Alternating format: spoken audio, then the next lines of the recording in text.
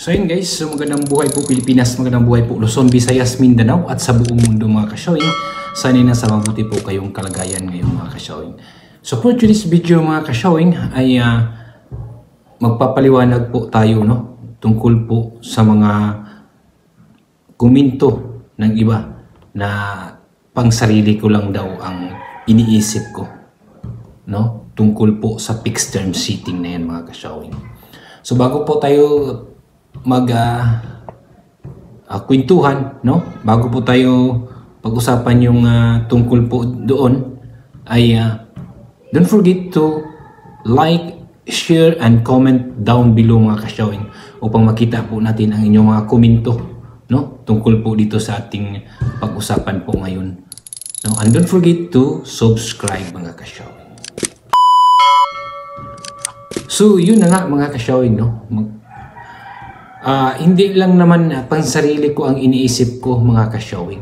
Dahil meron po kasing comment na nabasa ko na pang sariling interest lang daw ang ginagawa ko. Yung nangarap daw na fixed term, sarili ko lang daw ang iniisip. Sino pa ba ang iisipin ko? Yung ibang tao na gustong mag-eleksyon sa December. Diba? Kahit kayo siguro kung kayo ang nakaupo ngayon. Sino ang hindi gusto na ma-extend? Alam niyo mga ka-showing, marami pong nag-abang talaga na ma-extend. I know, maisabatas yan, yung fixed term seating na yan mga ka-showing. Alam niyo kung bakit? Kasi po, yung iba po kasing mga baguhan lang nung nanalo ng 2023, 2 years lang, di ba? So paano na yung mga project nila? Hindi matatapos dahil 2 taon lang. So dapat nga sana ay ma-extend, o ma-fixed term seating na yan para matapos na lahat, At hindi lang din naman ako ang gusto niyan at nangarap na ma-fixed term o maisabatas yan mga ka-showing. Pati mga kasamahan ko mga ka-showing. Secretary, treasurer, kapitan at yung iba pong mga kagawad na kasama ko mga ka-showing. At hindi lang kami, kundi marami.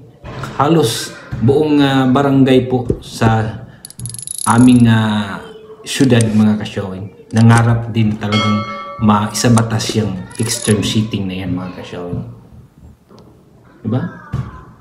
Kung kayo po ay ayaw nyo na mag-eleksyon ngayong kung kayo po ay ayaw maisabatas yan, wala naman tayong magagawa kung isabatas talaga nila yan.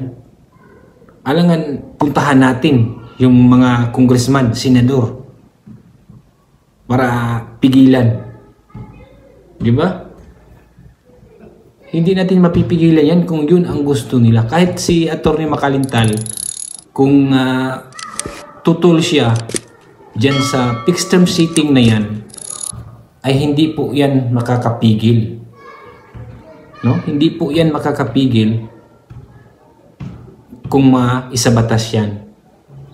Pero sana nga may sabatas yan. Ngayong June pagbalik nila. Marami ang nangangarap, marami ang gusto na ma-fixed term seating talaga yan mga ka-showing. May sabatas yan. Kasi yung mga bitin kasi, yung 2 taon lang. Di ba kung batas ang susundin, wala namang batas siguro na 2 years lang. Dapat kung may batas, 3 years lang, 3 years yan, di ba? Walang batas na 2 years lang. Kaya, mas mabuti, i-fixed term na lang nila, to 2029. Para yung second term, hindi na makakatakbo, kayo na naman. Di ba? Kayo naman yung gustong tumakbo para maranasan nyo rin kung paano magdala ng barangay, kung paano dalhin ang mga tao, kung paano nyo i-manage ang buong barangay mga ka-showing para maranasan din naman nila. Kasi yung iba kasi hindi pa nakaranas ng isang barangay officials, maraming dada, no? Maraming salita, maraming kung ano-ano.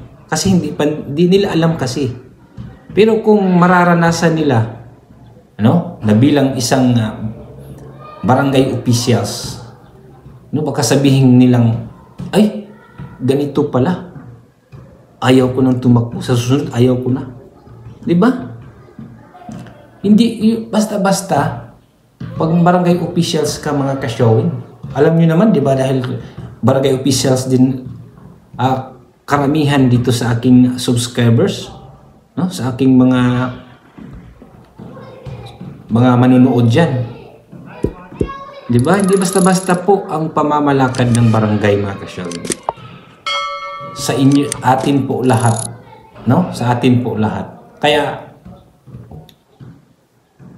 sana maisabatas yung fixed term seating na yan mga ka-showing. Dahil pagkatapos po namin, kung gusto nyo, yung mga gustong umupo, kayo naman. No? Kayo naman ang tatakbo o uupo dyan. Kung mananalo kayo. Di ba?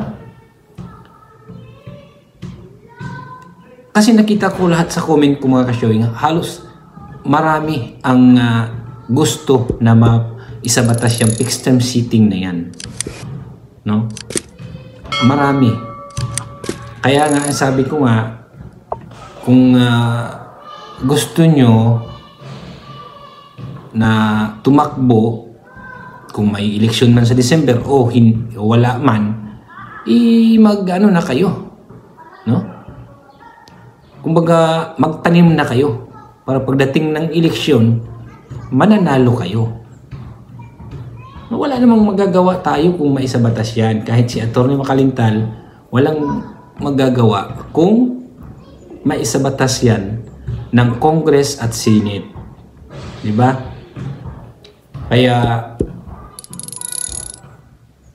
pasensya na kayo kung ito ang aking komento, kung sasabihin nyo naman sa akin na selfish ako, no? Hindi naman ako. Hindi lang ako ang gusto. Marami din. Kahit kasi kayo siguro kung kayo'y nakaupo. Diba? Gusto nyo rin sigurong ganitong ma-fixed term yan. O maisabatas yan. Diba? Kung yung yun na po mga ka-showing, no? Sa mga gusto po na may eleksyon po sa December, ay ayusin nyo na yung ugali nyo, no? Kumbaga, magpapabango na kayo dahil gusto nyo ng eleksyon sa December eh. So, magpapabango na kayo para manalo kayo. Dahil ako, kung may eleksyon na sa December, wala namang problema sa akin. Dahil ginagawa ko naman ang aking tungkulin, no? Ginagawa ko naman ang aking responsibilidad bilang barangay officials. Sa katunayan nga, andito ang ako sa barangay ngayon mga ka-showing. Dahil Martes po ngayon, duty ko. O, diba? So, yun lang po mga ka-showing. Sana'y nagkaintindihan po tayo dito sa aking video mga ka-showing. Maraming salamat po sa inyong lahat mga ka-showing. Don't forget to like, share, comment, and subscribe mga ka-showing. Ayan, thank you for watching.